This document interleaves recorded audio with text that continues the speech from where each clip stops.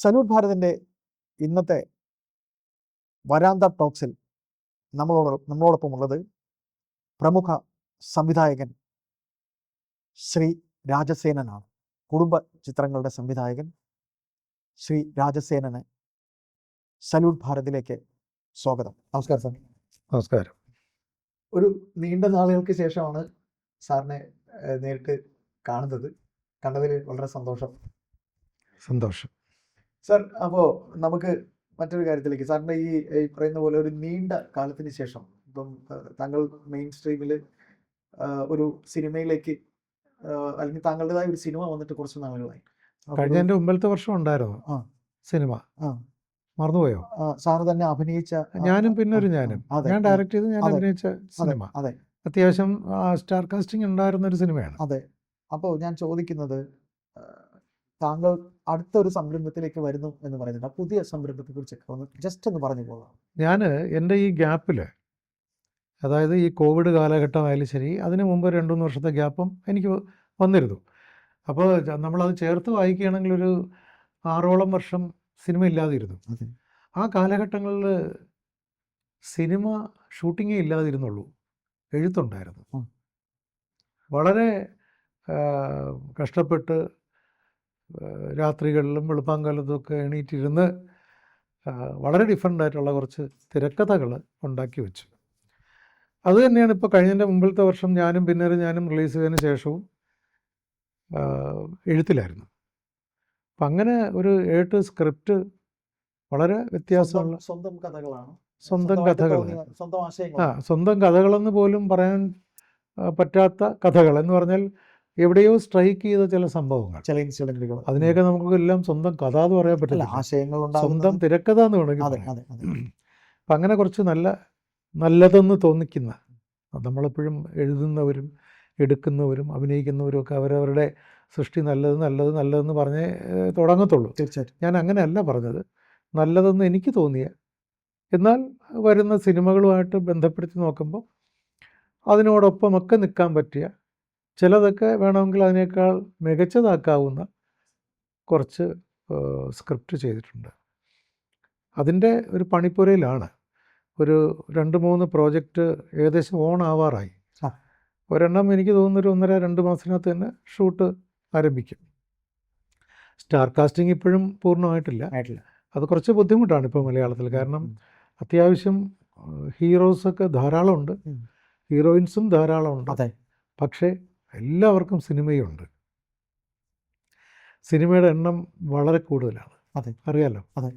അപ്പോൾ അത് കാരണം വർക്കില്ലാതെ അല്ലെങ്കിൽ സിനിമയ്ക്ക് വേണ്ടി അലയുന്ന ആൾക്കാർ ഇപ്പോൾ കുറവാണ്. എനിക്ക് തോന്നുന്നു ഡയറക്ടേഴ്സാണ് സിനിമയ്ക്ക് വേണ്ടി, പ്രത്യേകിച്ച് എന്നെ പോലെയുള്ള പലരും പ്രൊഡ്യൂസറെ കിട്ടിയാൽ പോലും സിനിമ ചെയ്യാൻ പറ്റാത്ത ചില സാഹചര്യങ്ങൾ. അതെന്താണെന്ന് പറഞ്ഞാൽ ഒരു ടീമായിട്ടങ്ങ് പോവുകയാണ് സിനിമ. ഒരു ടീമെന്ന് പറയുമ്പോൾ അങ്ങനെ പല ടീം, അവർക്ക് പെട്ടെന്ന് മാറിയിട്ട് ഞങ്ങളുടെ തലമുറയുടെ അല്ലെങ്കിൽ എൻ്റെ പോലത്തെ ഒരാളുടെ സിനിമയിൽ ചാടി വരാൻ എന്തോ ഒരു മടി പോലെയുണ്ട്. അത് ഞാൻ ചോദിക്കാൻ വരികയായിരുന്നു. ഇപ്പോഴത്തെ ഈ സിനിമ, ഇപ്പോൾ താങ്കളെപ്പോലെ നീണ്ട കാലം മലയാള സിനിമയിൽ മെയിൻ സ്ട്രീമിൽ തന്നെ നിന്ന ഒരു സംവിധായകൻ, ഞാനത് ചോദിക്കാൻ പറ്റുന്ന ചോദ്യം സാർ ആദ്യമേ എൻ്റെ മറുപടിയിലേക്ക് പറഞ്ഞു, അതുകൊണ്ട് തന്നെ ഞാൻ ചോദിക്കുകയാണ്, എന്താണ് ഇപ്പോഴത്തെ ആ ഒരു സിനിമാ കൾച്ചർ, ഇപ്പോഴത്തെ ഒരു സിനിമാ കൾച്ചർ അതിലേക്ക് താങ്കളെപ്പോലുള്ളവർക്ക് എത്താൻ കഴിയാതിരിക്കുന്നതിൻ്റെ ഒരു കാരണം? എനിക്ക് തോന്നുന്നു ഒരു സൗഹൃദം, ഒരു കൂട്ടായ്മയാണ് ഇപ്പോഴത്തെ സിനിമ. ഇപ്പോൾ ഞങ്ങളുടെ തലമുറയ്ക്ക് മുമ്പ് ഉണ്ടായിരുന്നിടത്ത് സംവിധായകൻ്റേതായ ഒരു സ്ഥാനം, നിർമ്മാതാവിന് ഏറ്റവും വലിയൊരു സ്ഥാനം, നടന്മാർക്ക് അതിൻ്റേതായ സ്ഥാനം, അങ്ങനെയൊക്കെയായിരുന്നു. അത് കഴിഞ്ഞ് ഞങ്ങളുടെ കാലഘട്ടം വന്നപ്പോൾ ഏകദേശം ഒരു ഈക്വൽ സ്റ്റാറ്റസായി. ഡയറക്ടർ, പ്രൊഡ്യൂസർ ഒരു ഈക്വൽ സ്റ്റാറ്റസ്, ആർട്ടിസ്റ്റും അങ്ങനെയായി. പിന്നെ ആയപ്പോൾ പ്രൊഡ്യൂസേഴ്സിൻ്റെ ഒരു പ്രസക്തി കുറഞ്ഞു തുടങ്ങി. കാരണം ടീമായിട്ട് സിനിമ എടുക്കാൻ തുടങ്ങിയപ്പോൾ ഒരു പ്രൊഡ്യൂസർ എന്നുള്ള തസ്തിക വേണ്ട എന്ന് പോലും ചിന്തിക്കുന്നൊരവസ്ഥയിലേക്ക് സിനിമ എത്തി. ഒരു കൂട്ടായ്മയാണ് അല്ലേ, ഒരു കൂട്ടം ചെറുപ്പക്കാർ. എനിക്ക് ചിലപ്പോൾ തോന്നും കുറച്ച് നാളുകൂടെ കഴിയുമ്പോൾ ഈ ഡയറക്ടറുടെ അവസ്ഥ അത് തന്നെ ആവുമെന്നൊരു സംശയം. അതായത് ഇപ്പം എൻ്റെ സിനിമയ്ക്ക് വേണ്ടി ഒരാളെ സമീപിക്കുമ്പോൾ പെട്ടെന്ന് അവരുടെ മറുപടി, അങ്ങേര് വെളുപ്പാങ്കാലത്തൊക്കെ സ്ക്രിപ്റ്റുമായിട്ട് ഇറങ്ങി രാവിലെയൊക്കെ ഷൂട്ടിങ് തുടങ്ങുന്ന ആളാണ്, നമ്മളൊക്കെ ഉറക്കണിട്ട് ഉച്ചയ്ക്ക് 12 മണിയാകും. അപ്പോൾ ആ ഒരു സിസ്റ്റം ഒന്നും ഇപ്പോൾ ആർക്കും വേണ്ട എന്നാണ് എനിക്ക് തോന്നുന്നത്. നമ്മുടെ പ്ലസ് ആയിരുന്ന കുറേ കാര്യങ്ങൾ ഇപ്പോൾ ആർക്കും വേണ്ട. എൻ്റെ പ്ലസ് എന്ന് പറയുന്നത് ഞാൻ ഒന്ന് സ്ക്രിപ്റ്റ് തീർത്തിട്ട് ഷൂട്ട് തുടങ്ങത്തുള്ളൂ. അതെ, അയ്യപ്പദാസിന് അറിയാം. അറിയാം സാറേ. പിന്നെ സിനിമ വിജയിച്ചു എന്ന് പറഞ്ഞുകൊണ്ട് അട്ടഹസിക്കാറില്ല. അതെ, അതും അറിയാം. സിനിമ വിജയിക്കുന്നത് ഒരു സംവിധായകൻ്റെ മാത്രം ഉത്തരവാദിത്വത്തിലാണെന്ന് ഞാൻ വിശ്വസിക്കുന്നില്ല. കാരണം എൻ്റെ സിനിമകൾ പലപ്പോഴും അതിൻ്റെ തിരക്കഥ, അല്ലെങ്കിൽ ആ കഥ, അതെ, അല്ലെങ്കിൽ ഞാൻ എടുത്തൊരു രീതി, അതെ, അല്ലെങ്കിൽ അതിനകത്ത് പെർഫോം ചെയ്ത ആർട്ടിസ്റ്റുകളുടെ പ്രത്യേകത, ആ പെർഫോമൻസിൻ്റെ ഒരു മേന്മ, അല്ലെങ്കിൽ അതിലെ സംഗീതം, പാട്ടുകൾ, ഇങ്ങനെ പല ഘടകങ്ങൾ കൊണ്ടാണ് ഒരു സിനിമ എപ്പോഴും വിജയിക്കുന്നതെന്നാണ് ഞാൻ വിശ്വസിക്കുന്നത്. പ്രത്യേകിച്ചും ഞാനൊക്കെ ചെയ്യുന്നത് പോലത്തെ പച്ച മലയാളത്തിൽ പറഞ്ഞ കച്ചവട സിനിമകൾ. നമ്മൾ കച്ചവട സിനിമ തന്നെയാണ് ചെയ്യുന്നത്. അതിനകത്ത് വലിയൊരു ആർട്ടിസ്റ്റിക് എന്നൊന്നും പറയാനില്ല. പക്ഷേ അതിനകത്ത് കലാകാരന്മാർ ഒരുപാടുണ്ടാവും, കലയും ഉണ്ടാവും. എങ്കിലും സിനിമയെ നമ്മൾ വേർതിരിക്കുമ്പോൾ സമാന്തര സിനിമയെന്നും കച്ചവട സിനിമ എന്നൊക്കെ പറഞ്ഞ് വെറുതെ ഒരു വേർതിരിക്കലുണ്ട്. പിന്നൊരു സാധനം കൂടെ ഉണ്ട്, മധ്യവർത്തി സിനിമ. അവിടെയും ഒരുപക്ഷെ ഞാൻ എത്തിയിട്ടില്ലെന്നാണ് എൻ്റെ പൂർണ്ണമായ. സാറിൻ്റെ സിനിമകളുടെ ഒരു പ്രത്യേകത എന്ന് പറയുന്നത് സാർ ഈ പറഞ്ഞ കാര്യങ്ങളൊക്കെ തന്നെയാണ്. ഈ കഥയിലെ മേന്മ, കാസ്റ്റിങ്ങിലെ മേന്മ, ആകെ ടോട്ടാലിറ്റി. ഇപ്പോൾ പാട്ടുകൾ, മനോഹരമായ പാട്ട്, ഛായാഗ്രഹണം, ഇതെല്ലാം കൂടെ ഒരു ടോട്ടാലിറ്റി താങ്കളുടെ സിനിമകളിൽ നമ്മൾ കാണാൻ കഴിഞ്ഞിട്ടുണ്ട്. എന്നാലും തമാശ പറയുന്ന സിനിമകളെ ഒരിക്കലും ഒരു മേന്മയുള്ള സിനിമകളായിട്ട് കണക്ക് കൂട്ടാറില്ല. അത് വെറുതെയാണ്. അത് ആ തോന്നലിന് സാറ് പറയുകയാണെങ്കിൽ അത് ഞാൻ ഖണ്ഡിക്കും. കാര്യം ഇപ്പോഴും അയലത്തെ അദ്ദേഹം യൂട്യൂബിൽ കാണുന്ന എത്രയോ പേരുണ്ട്. അതുപോലെ തന്നെ മേലെപ്പറമ്പിൽ ആൺവീട് ഇപ്പോഴും കാണുന്നുണ്ട്. അതിലെ തമാശകൾ. ഇന്നലെയും കൂടെ ഞാൻ ട്രെയിനിൽ യാത്ര ചെയ്ത് വരുമ്പോൾ ജഗതി ആ പാൻസ് ഇങ്ങനെ വലിച്ചിട്ടിട്ട് അച്ഛ എങ്ങനെയുണ്ട് എൻ്റെ പാൻറ് എന്ന് ചോദിച്ചുകൊണ്ട് വരുന്ന ഒരു രംഗം. അതൊക്കെ പറയും. അതെ, ഈഗോ ഇല്ലാത്ത മലയാളിക്ക് അതൊക്കെ മേന്മയുള്ള സിനിമകളാണ്. ഈഗോ ഉള്ള ചില ബിംബങ്ങളുണ്ട് കേരളത്തിൽ. ഈ ചില കാര്യങ്ങൾക്ക് കേരളത്തിൽ മാത്രം തഴച്ചു വളരാൻ പറ്റുന്ന വളക്കൂറുള്ളൊരു മണ്ണാണ് കേരളം. അറിയാതിരിക്കും. പൊതുവിൽ ഞാൻ പറഞ്ഞാൽ ഇപ്പം താടി എന്ന് പറഞ്ഞാൽ ചിലപ്പോൾ അയ്യപ്പദാസിൻ്റെ ഫീൽ ചെയ്യും. താടി, കാരണം അയ്യപ്പദാസൻ വിത്ത് താടി. ഈ പണ്ടത്തെ താടി സിനിമ എന്നൊരു സിനിമയുണ്ട്, താടി സിനിമ. ആ താടി സിനിമ എന്ന് പറയുന്നത് അവിടെ ഒന്നും എത്താൻ നമുക്ക് പറ്റിയിട്ടില്ല. താടി സിനിമകളിൽ ഉഗ്ര സിനിമകളുണ്ട്, നല്ല സിനിമകളുണ്ട്. പക്ഷേ എനിക്ക് തോന്നുന്നത്, ഞാനൊരു സാധാരണ കുടുംബത്തിലൊരു കലാകാരൻ്റെ മകനായിട്ട് ജനിച്ച ഒരാളാണ്. ഞങ്ങൾക്ക് 6 സഹോദരങ്ങളാണ്. അപ്പോൾ ഏറ്റവും മൂത്തവനാണ്, കുടുംബത്തിൽ ഒരുപാട് ഉത്തരവാദിത്വം ഉള്ളവനാണെന്നൊക്കെ ചെറുപ്പത്തിലേ തോന്നിയതുകൊണ്ടായിരിക്കാം ഒരുപക്ഷെ താടി സിനിമയിലേക്ക്. കാരണം അല്ല, സിനിമ പഠിക്കുന്നതിൻ്റെ ഭാഗമായി അങ്ങനെ താടി സിനിമ ഒന്നും ഉണ്ടെന്ന് എനിക്ക് തോന്നുന്നില്ല. സാറ് പറയുന്നത് ഈ പറയുന്ന പോലെ ഇപ്പൊ KG ജോർജിന്റെ ചിത്രങ്ങൾ നമ്മളൊരിക്കലും മോശമെന്ന് പറയും. അതിനാണ് മധ്യവർത്തി എന്ന് പറഞ്ഞത്. ഭരതേട്ടൻ്റെ സിനിമ മധ്യവർത്തി എന്ന് പറഞ്ഞാൽ അവിടെ TV ചന്ദ്രന്റെ സിനിമ, അത് മധ്യവർത്തി സിനിമയാണ്. പക്ഷെ വേറെ ഉണ്ട്. ക്ലാസിഫിക്കേഷൻ തിരിക്കുന്നത് ഇവിടുത്തെ മാധ്യമങ്ങളാണ് ക്ലാസിഫിക്കേഷൻ തിരിക്കുന്നത്. മധ്യവർത്തി സിനിമയെന്നും അല്ലെങ്കിൽ കൊമേഴ്സ്യൽ സിനിമയെന്നും അങ്ങനെ. അത് ആ ക്ലാസിഫിക്കേഷൻ ഞാൻ സൂചിപ്പിച്ചത്രേ ഉള്ളൂ. തമാശയിൽ കൂടി പറയുന്ന സിനിമകളൊന്നും ഒരിക്കലും അക്കാഡമിക്കൽ സിനിമകളാകാറില്ല. അക്കാഡമിക്കൽ ആവണമെന്നില്ലല്ലോ, പ്രേക്ഷകർക്ക് ഇഷ്ടപ്പെട്ടാൽ പോലെ. പക്ഷേ അതാണ് ഞാൻ നേരത്തെ പറഞ്ഞത്, ഈഗോ ഇല്ലാത്ത. അയ്യപ്പദാസനത് ഇഷ്ടപ്പെട്ട അയ്യപ്പദാസന് ഈഗോ ഇല്ല, അതുകൊണ്ടായിരിക്കും. താടി മാത്രമേ ഉള്ളൂ, ഈഗോ ഇല്ല.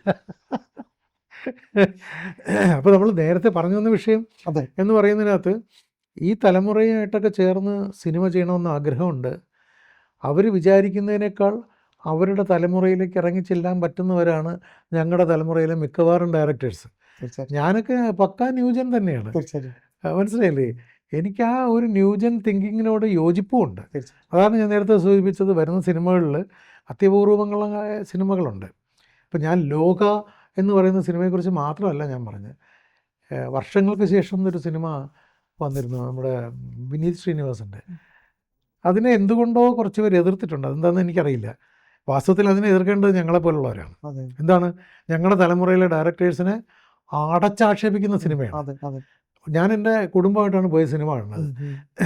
വൈഫുണ്ട്, മോളുണ്ട് ഒക്കെ ഉണ്ട്.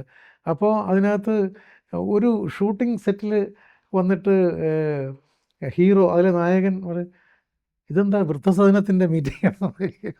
അതായത് വയസ്സായ ഡയറക്ടർ, വയസ്സായ ക്യാമറാമാൻ. അവിടെ ഞാൻ കമന്ന് കിടന്ന് ചിരിച്ചപ്പോൾ എൻ്റെ മോളടുത്തിരുന്നു, അച്ഛാ നിങ്ങളെയൊക്കെ തന്നെയാണ് വാരിയിരിക്കുന്നത്. പക്ഷേ അടുത്ത നിമിഷത്തിൽ ആ ഡയറക്ടർ വയ്ക്കുന്ന ഒരു ആംഗിള് ഒരു ക്യാമറ ആംഗിളിൽ ആ നടൻ പെർഫോം ചെയ്തിട്ട് തിരിഞ്ഞെന്ന് പറയുന്നൊരു ഡയലോഗുണ്ട്. പഴയത് തന്നെയാണ്, അതിനെ അംഗീകരിക്കുന്ന അതെ ഒരു ഡയലോഗുണ്ട്. അതെ അവിടെയാണ് വിനീതിൻ്റെ ഒരു സ്ക്രിപ്റ്റിൻ്റെ ബലം. അതെ ഈ ശ്രീനിവാസൻ ചേട്ടൻ്റെ അതെ ഒരു ടച്ച് നമുക്ക് വിനീതിൻ്റെ ഫീൽ ചെയ്യും, പല സിനിമയിലും പല ഫീൽ ചെയ്യും. സിനിമകളും ഉണ്ട്. ഒരു സന്ദേശം അതാണ്. കാണും.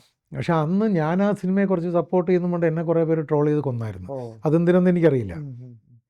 പിന്നെ വരുന്ന സിനിമകൾ തീർച്ചയായിട്ടും നല്ല സിനിമകൾ ഒരുപാടുണ്ട്. ഉണ്ട്. നമ്മൾ ചിന്തിക്കാത്ത വഴിയിലുള്ള, നമ്മളാരും അതെ ചിന്തിക്കാത്ത വഴിയിലുള്ള സിനിമകൾ ഒരുപാട് വരുന്നുണ്ട്. അതെ. അതിനെയൊക്കെ ജനങ്ങൾ നല്ല സിനിമകൾ സ്വീകരിക്കുന്നുണ്ട്. അതെ അതെ പിന്നെ എല്ലാവരും എന്നെ കാണുമ്പോൾ പറയും അയലത്ത് അദ്ദേഹം പോലൊരു സിനിമ എടുക്കണം, വേലയപ്പറമ്പിൽ ആൺവീട് പോലൊരു സിനിമ എടുക്കണം എന്നൊക്കെ പറയും.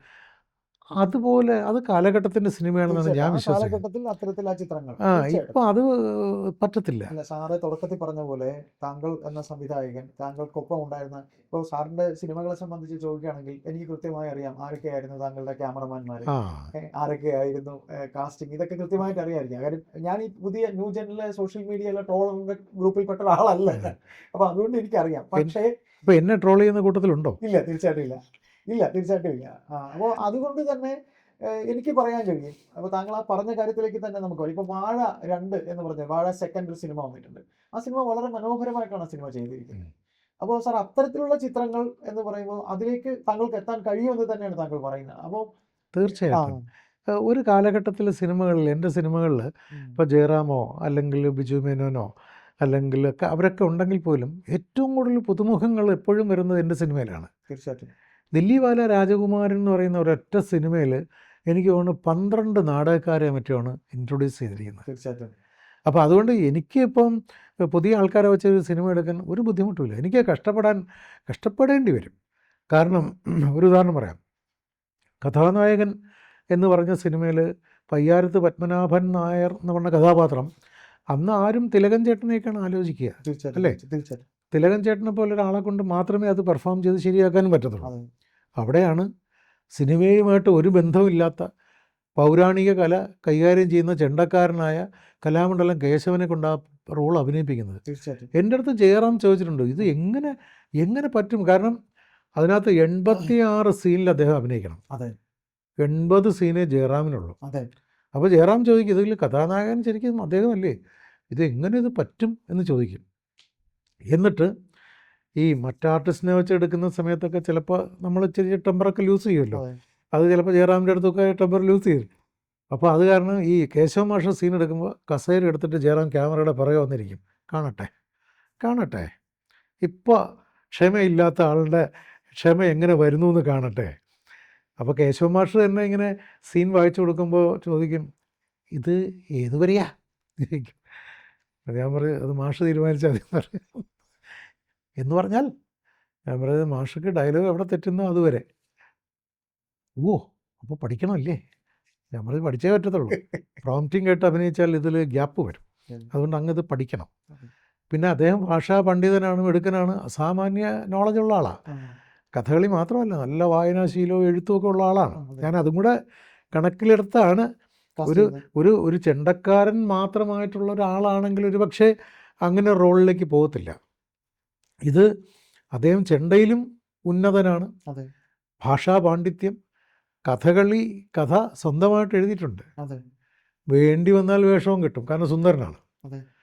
അപ്പോൾ ഇതെല്ലാം കണക്കിലെടുത്താണ് അദ്ദേഹത്തെ അത് കാസ്റ്റ് ചെയ്തത്. പക്ഷെ നന്നായിട്ട് സ്ട്രെയിൻ ചെയ്തു. ആ സ്ട്രെയിൻ ചെയ്തതിൻ്റെ ഫലം ഇപ്പോഴും കിട്ടുന്നുണ്ട്. കഥാനായകൻ്റെ ക്ലിപ്പ് എവിടെയെങ്കിലും വന്നാൽ ഉടനെ എനിക്ക് കോൾ വരും. എനിക്ക് പരിചയമുള്ള കഥകളിക്കാരോ ഡാൻസുകാരോ നാടകക്കാരോ ഒക്കെ വിളിക്കും, സാറേ എന്താണ് അങ്ങേരെ കൊണ്ട് ചെയ്യിപ്പിച്ചു വച്ചിരിക്കുന്നതെന്നാണ് പറയുന്നത്. അദ്ദേഹം എന്താണ് ചെയ്തിരിക്കുന്നതെന്നല്ല പറയുന്നത്. അപ്പോൾ ഒരു സംവിധായകൻ്റെ വിജയം. അപ്പോൾ അതുകൊണ്ട് വാഴ 2 എന്ന് പറയുന്നത് തീർച്ചയായിട്ടും ആ ചെറുപ്പക്കാർക്ക് അഭിമാനിക്കാവുന്ന ഒരു വലിയ വർക്ക് തന്നെയാണ്. എന്നാൽ അതിനകത്ത് ഈ പറയുന്ന പോലെ ഫെമിലിയർ ആർട്ടിസ്റ്റുകൾ ആരുമില്ല. എല്ലാം അറിയാമല്ലോ, വളരെ ഭംഗിയായിട്ട് അസലായിട്ട് ചെയ്തിട്ടുണ്ട്.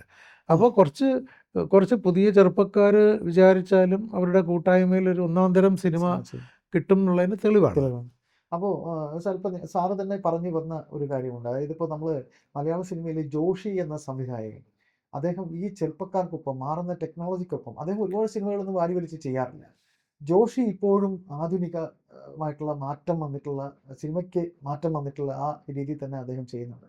അപ്പോൾ താങ്കൾ ഉൾപ്പെടെയുള്ളവർ ഇപ്പോൾ സാറ് ഏതാണ്ട് 6 വർഷം കഴിഞ്ഞു തോന്നുന്നു ഒരു 6 വർഷം കഴിഞ്ഞാണ് കഴിഞ്ഞ സിനിമ ചെയ്തത്. അതെ അതെ. അപ്പോൾ ആ ഒരു ഗ്യാപ്പ് കഴിഞ്ഞ് താങ്കൾ വരുമ്പോൾ താങ്കൾക്കൊരു കോൺഫിഡൻസ് ഫീൽ ചെയ്യുന്നുണ്ടോ? ഇപ്പോൾ ഈ വാഴ സെക്കൻഡിലെ യൂത്തിനോടൊപ്പം താങ്കൾക്ക് ഇടിച്ചു നിൽക്കാൻ കഴിയുമെന്നുള്ളത്? ഉറപ്പായിട്ടും. ഇല്ലെങ്കിൽ ഞാൻ ഈ പണി അങ്ങ് നിർത്തും. എനിക്ക് എന്ന് എൻ്റെ ഫിലിം മേക്കിങ്ങിനോടുള്ള വിശ്വാസം കുറയുമോ അന്ന് ഈ പണി നിർത്തും. ഇപ്പം ഞാനിപ്പോൾ ചെയ്യുന്നുണ്ട്, മറ്റു സിനിമകളിൽ അഭിനയിക്കാൻ തുടങ്ങിയിട്ടുണ്ട്. അത് ഈ സംവിധാനത്തിൻ്റെ കോൺഫിഡൻസ് കുറഞ്ഞുകൊണ്ടൊന്നുമല്ല, അഭിനയിക്കാനും കൂടെ ഒരു താല്പര്യം. എങ്ങനെയോ അത് ഈ ഭാര്യ ഒന്ന് മക്കൾ 3 ചെയ്ത സമയത്ത് സെറ്റിൽ മുകേഷ് എന്നോട് പറയുമായിരുന്നു, ഇങ്ങനെ എന്നെ ഇതൊക്കെ നേരത്തെ ആലോചിക്കാമായിരുന്നു എന്ന് ഞാൻ പറഞ്ഞു. അതിന് കാര്യമില്ല, പ്രായം പുറകോട്ട് നമ്മൾ ചിന്തിച്ചിട്ട് കാര്യമില്ല, ഇനി അങ്ങോട്ട് നോക്കാം എന്ന് പറഞ്ഞു. അങ്ങനെയാണ് ഈ ഭാര്യ ഒന്ന് മക്കൾ 3 ശേഷമാണ് ആക്ടിങ് തുടങ്ങിയത്. എൻ്റെ സിനിമ തന്നെ 3-4 സിനിമയായി, അല്ലാതെ പുറത്ത് 2-3 സിനിമയായി. ഇപ്പം നല്ല ക്യാരക്ടർ വന്നാൽ ചെയ്യും. അപ്പോൾ അത് ഈ സംവിധാനത്തിലുള്ള വിശ്വാസം കുറഞ്ഞുകൊണ്ടല്ല. എന്നോട് ഏറ്റവും കൂടുതൽ താല്പര്യം ഏതെന്ന് വെച്ചാൽ സംവിധാനം തന്നെയാണ്, എഴുത്തും സംവിധാനവും. പിന്നീടാണ് ആക്ടിങ്ങിലേക്കുള്ള ഇത്. ഇപ്പോൾ ഞാൻ ചെയ്യാൻ പോകുന്ന പ്രോജക്റ്റിൽ മെയിൻ റോളല്ല. ഇപ്പോൾ കഴിഞ്ഞ ഞാനും പിന്നെ ഒരു ചാനലിൽ ഹീറോ ആയിരുന്നു, പക്ഷേ അടുത്ത് ചെയ്യുന്നതിനകത്ത് മെയിൻ റോളല്ല. എന്നാൽ മെയിൻ റോൾ ചെയ്യുന്ന 1-2 സബ്ജക്റ്റ് എഴുതി വെച്ചിട്ടുണ്ട് ഡിഫറെൻ്റായിട്ട്. അത് പൂർണ്ണമായ ഒരു കച്ചവട സാധ്യത ഉള്ളതാണോ എന്നൊരു സംശയമുണ്ട്. നേരത്തെ ഒരു മിസ്സിങ് പറഞ്ഞില്ലേ, ഈ അക്കാഡമിക്കൽ സിനിമ മിസ് ചെയ്ത് പോയി. വേണമെങ്കിൽ ആ കാറ്റഗറിയിലേക്ക് കൊണ്ടുവരാവുന്ന 1-2 തിരക്കഥകൾ ഉണ്ട്, വലിയ ബഡ്ജറ്റ് ഇല്ല. 100% അത് എനിക്ക് വേണ്ടി എഴുതിയതുപോലെ തന്നെയാണ് എഴുതി വെച്ചിരിക്കുന്നത്. അങ്ങനെ ഒരു ഇതുണ്ട്. അപ്പോൾ ഈ ശ്രീനിയേട്ടനായാലും തമിഴിലെ ഭാഗ്യരാജായാലും അവരുടെ എല്ലാം സ്ക്രിപ്റ്റുകൾ നമ്മൾ പരിശോധിക്കുമ്പോൾ അവർക്ക് വേണ്ടിയാണ് എഴുതുന്നത്. ബാലേന്ദ്രമേനോൻ സാറും അതാണ്. മേനോൻ സാറിന് വേറൊരാൾ സ്ക്രിപ്റ്റ് എഴുതി കൊടുക്കുന്നതിനേക്കാൾ അദ്ദേഹത്തിൻ്റെ സ്വന്തം സ്ക്രിപ്റ്റിൽ അദ്ദേഹം എഴുതുമ്പോൾ അദ്ദേഹത്തിൻ്റെ മോഡലേഷൻസ് കൃത്യമായിട്ടും അദ്ദേഹത്തിന് എഴുതി വയ്ക്കാൻ പറ്റും. പിന്നെ അത് സ്വയം പറയാൻ എളുപ്പമാണ്. വേറൊരു കാര്യങ്ങളും അറിയണം, ഈ ഭാഗ്യരാജും ഈ ശ്രീനിയേട്ടനും ഈ ബാലേന്ദ്രമേനോൻ സാറും ഉള്ള സമയത്തൊന്നും ഈ മോണിറ്ററില്ല. ഇപ്പം മോണിറ്ററിൽ നോക്കി കറക്റ്റ് ചെയ്ത് റീടേക്ക് ചെയ്തൊക്കെ. ഞാൻ ഈ പലരും മോണിറ്റർ വെച്ചപ്പോഴും ഞാൻ വെച്ചിട്ടില്ല. അങ്ങനെ ചില കുരുത്തക്കേടൊക്കെ ചെയ്തിട്ടുണ്ട്. പക്ഷേ എങ്കിലും അതിലൊന്നും ഒരു പിഴവും താങ്കൾക്ക് പറ്റിയില്ല. പറ്റിയിട്ടില്ല. അത് ഈ നമ്മൾ അത്രയും കോൺസെൻട്രേറ്റ് ചെയ്ത് ക്യാമറയുടെ പുറകിൽ നിൽക്കുന്ന ഒരാളാണ്, അതുകൊണ്ടായിരിക്കാം. അപ്പോൾ നമ്മൾ വിഷയത്തിലേക്ക് തന്നെ വരുമ്പോൾ ഇന്നത്തെ യൂത്തിനോടൊപ്പം തന്നെ താങ്കൾക്ക് നിൽക്കാൻ കഴിയും എന്ന് തന്നെ താങ്കൾ വിശ്വസിക്കുന്നു? 100% അത് തെളിയിക്കും, ഉടനെ തന്നെ അത് തെളിയിക്കും. അപ്പോൾ ഇപ്പോൾ റീസെൻ്റായിട്ട് ഏറ്റവും അടുത്ത് ചെയ്യാൻ പോകുന്നത് തലമുറയ്ക്ക് ഇഷ്ടമായിട്ടുള്ള അത്തരത്തിലൊരു സബ്ജക്റ്റ് തന്നെയാണ്. ഫാമിലി സ്റ്റോറി തന്നെയാണ്, പക്ഷേ അത് ഈ പുതിയ തലമുറയുടെ സ്റ്റൈലിൽ തന്നെയായിരിക്കും പറയുന്നത്, എഴുതിയിരിക്കുന്നത് അങ്ങനെയാണ്.